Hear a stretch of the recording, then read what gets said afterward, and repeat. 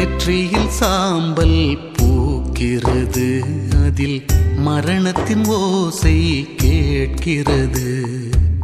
தவத்தின் காலம் வருகிறது, பெரும் மீட்பின் தருணம் தெரிகிறது.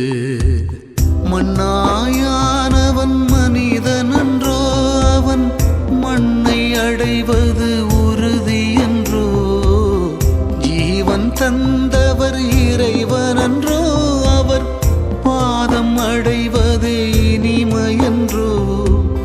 பாதம் அடைவதே இனிமையன்றோ. நெற்றியில் சாம்பல் பூக்கிறது, அதில் மரணத்தின் ஓசை கேட்கிறது.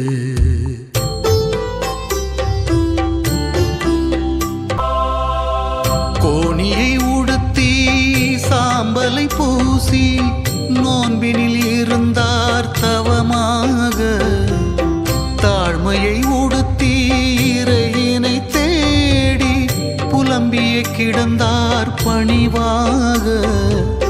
மாந்தரின் கதறல் கேட்டதும் இறைவன் இரக்கம் காட்டுவார் தவறாதே.